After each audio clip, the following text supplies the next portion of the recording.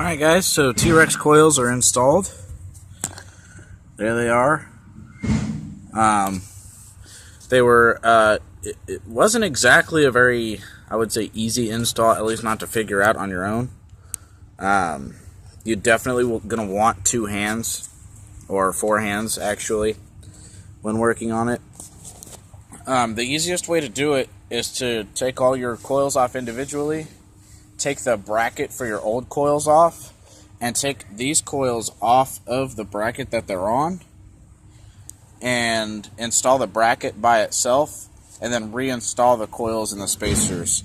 Keep in mind the order of the spark plug configuration is the first one down here goes to leading front rotor, trailing front rotor, leading rear rotor, trailing rear rotor. So just so you have some reference if you're watching this. But yeah. So overall, you know, it wasn't a hard install, it just wasn't a really easy one. So, but all is well. It seems to be all in order and in good shape. So if you guys want to see how she starts, I reset the computer after installing the coils. I started it back up, let the car warm up, and then shut it off, and reset the computer on the car so that it can adjust to everything right.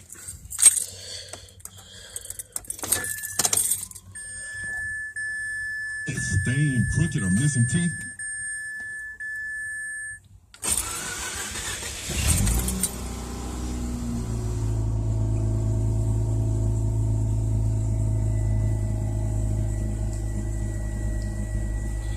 The car feels all around better. It still starts about the same. It starts better when it's hot, actually, than it did. And it's a lot more reliable, doesn't flood. But whenever you're driving it around, it feels like it has a little bit more grunt on the low end. And I've actually seen a little bit better gas mileage than what I would normally get. So all in all, seems to be pretty good. So, as you can see, it's catless right now. I took the catalytic converter out and gutted it. So, which you guys should have already seen.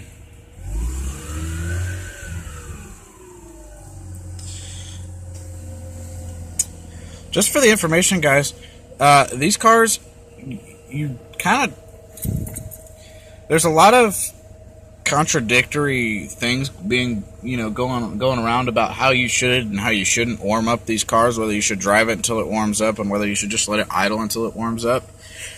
I've done both, and it doesn't seem to make any kind of a difference whatsoever, at least not over short term.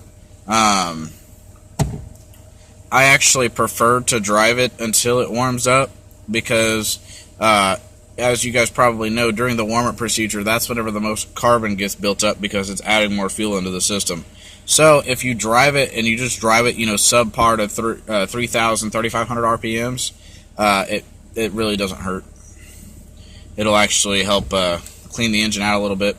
So, keep the engine clean from carbon that's being dumped into it. So, there you go. I do have a check engine light on. I still have an intake leak, and I've gutted the cat, obviously, so I'm going to get a CEO whether I like it or not.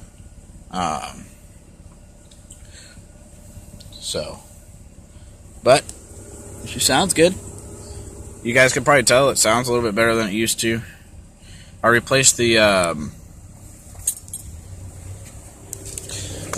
gaskets on the cat, so it's a little bit quieter.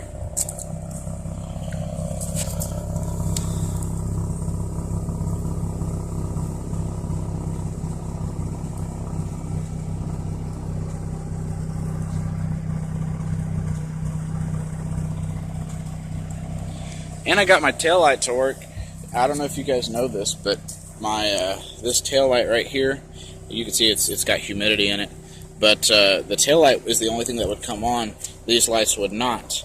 And I actually, funny story, took the cover off, and somehow it magically came unplugged.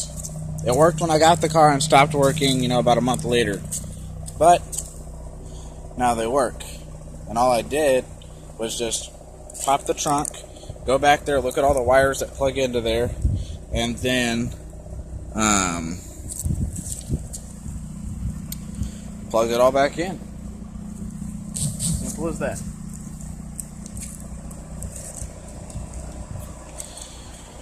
But anyways, guys, the T-ReX coils seem to be seem to be worth it. So if you guys haven't already, they come with a lifetime warranty. Go get yourself some. Will probably save you a little bit of money in the long run. Alright, guys.